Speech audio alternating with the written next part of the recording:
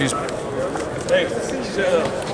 Mark, one of the things that sticks out every year on Pro Day is you let your younger players come and watch and experience it with them. Is that part of preparing them for life at the end of their career for this event? Yeah, you know, I think that when you come out here and you watch our guys work out, you know, the first thing that you recognize is you better be in shape, because they're going to test your endurance as much as anything. So it's good for them to see that. It's good for them to see guys under pressure, have to perform under pressure. So all the things are very, very positive.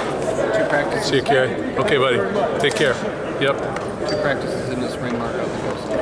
Yeah, we're not talking about spring ball right now, so we'll keep it on Pro Day. Sorry. You had 2 small classes here. Yeah. Is it better for guys to have a little more individual attention like that than a big class? Well, like I said, it's going to test their endurance, you know, because they've got one guy working out, you know, numerous times there. But like I said, in the recruiting aspect of it, you know, we had 4 or 5 guys that probably could have gone out and decided to stay. So, you know, that's a positive from where I'm sitting right now. But it was good to see our guys work out, and I thought that they all did a nice job, you know. One of the scouts told me that one of the things they like about Michigan State is they go to some pro days and the staff isn't really around, but all of yours is, and including weight staff and everyone else. So if they have questions, they can go to the specific people. Is that one of the sales jobs that you do have in recruiting? Is, hey, we're going to work to sell you? No, you know, in recruiting we talk about so many different aspects that you can reach your goals, whatever they are. Certainly, if you're playing college football or high school football, your goal is to get in the NFL, and we want to try and do everything we can do to advance that. So we'll be here, and we'll be here through the duration for them. Mark, with Justin, you know, obviously comes in as a receiver, and now as a guy that people are talking about as a top 2 round pick, you know, maybe 1, maybe 2, maybe even 3, I guess. When you look at him now sort of leaving as his finished product in terms of a college player, what do you think about just his growth and obviously development at that position? Yeah, you know, he reminds me a lot of Trey Waynes, really, in a lot of ways. He's long, he can really catch the football. You guys saw that. He's got good raw speed, and you know, he can run and jump, and he can tackle. And I think if you can tackle at this level, you know, good things are ahead of you in the secondary. So, but you got to play the ball in the middle of the field, or in the deep part of the field, excuse me, and also be able to change direction and tackle, and you can do those things. What do teams typically want to see from your defensive backs? Because you've obviously had a lot of successful ones, and you guys sort of do what you do defensively, and it might not be the same as what a team. You know. So what typically do they like to see when it's a sort of? Yeah, just what I just said. You got to play the ball in the deep part of the field. You got to change direction and be able to run relative to who you're playing against, and you got to be able to tackle. You know, when you take it all down on film, you know, if you can make tackles in the back end, you can play. When you see LJ at this point, kind of have a little bit of sadness and wishfulness. Yeah, I wish him the best. You know, I know that he could have came back and made that decision late in the game here, late in the season to go. But I think he has NFL talent. You know, I think he looked healthy out there. And again, you got one guy working out, so you know they're going to get their money's worth. Do you get any idea what NFL people think about Kari Willis in terms of off the field, locker room, personality, those character type of things? Do you hear back? Yeah. Do you hear back from? Hear a lot of very positive things about Kari, relative to his play, first of all, and how he performed at the combine, not just on the field but in the meetings. And you know, he's a draftable guy. I think he's a draftable guy, and that's what everybody's deciding where to draft him. But you know, he's as good a leader as we've had here in 12 years, and sort of an unassuming leader, not a guy that's just going to lead to lead. You know, he's going to listen first and then lead, and I think that's a very strong attribute. A couple of the scouts were pleasantly surprised with Dowell's 40, and then when they learned that he ran his sprints with the defensive backs, they were even more shocked. With his athleticism, is that a guy you just see continues to have a big upside? Yeah, big upside. You know, the thing that I mentioned to them is that, you know, he was a tailback and he was a safety in high school, and he transitioned to the outside backer position here, and certainly ran a lot here and played for 4 years, and so hopefully I thought he took a step in the right direction on Pro Day today. With Reschke's journey, not just the off-field stuff, but on the field. I mean, he had that knee injury. Where do you see him at now physically? I mean, he's an older guy now for this process. Yeah, you know, he's an older guy, and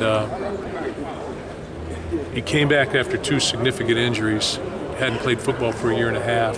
Started sort of slow during the season, but really played well towards the end of the season. I think that, you know, you look at end of the season tape on him. I think there's positives there too as well. And he's a great athlete, and he's a very good player for us. It was important for the other guys to embrace him. It sounds like they really did, and he embraced them too. Yes, that's correct. Absolutely. Can you detect which players may have helped themselves today? Did anyone catch your eye, or did you hear anything from your scouts that anyone really took a step? I think they all have an opportunity. I thought Matt Sokol did a nice job out there. You know, he ran crisp routes, caught the ball very well.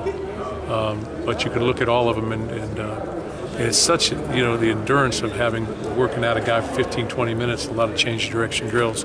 You can see that it wears on you a little bit, and you got to be in shape to do that. So, but I thought they all performed well, and you know, they're gonna have an opportunity. Now, what do you do with these guys that are in this process between now and the draft, and in terms of your involvement with it? I'm just really a guy that will try and help them in any way I can, whatever that would be.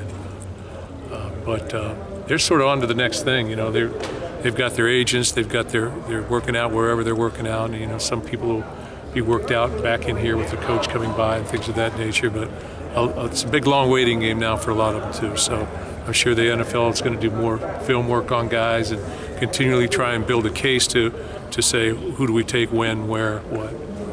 Mark, do you know what into the decision for Justin to not run the 40 today? Is it something that he consulted with you on? No, those are the decisions that he made. But I think that when you test at, if you're testing at a site where everybody's running on the same surface with the same timing instruments, timed by the same people, there's a constant there and there's a good comparison there. And the fact that he went 11-1 and I think 38 or something like that on the vertical jump, I think were great numbers. And you know, he's a 4.5 or 4.43 or whatever he is. He can run. I think you just watch the tape, you can see that. Last two for coach, guys, and the guys are available for interviews too. Do you know what Felton's status is or his next steps? And is he a guy that you get a lot of questions about just because he isn't able to obviously perform right now? Yeah, I'm not sure when he'll be able to go, but I think there's a great deal of interest in him. You know, he's a big guy and he's very athletic. And he's got his own numbers that he's done, so they're just going to have to try and test him at a later date, hopefully before the draft. But you know, he's a phenomenal player, so hopefully his play speaks for itself. Was it good for you to make contact or to be in contact with Justin Lane again after he was away, and your thoughts about that whole thing? You know, I was disappointed, you know, in the fact that he didn't play in the bowl game. I'm not, you know, pulling away from that aspect, you know. So, you know, he set a precedent, so there's got to be some kind of consequences, but his consequences don't have to involve pro day. We want to allow him the opportunity to show out here and to make a living.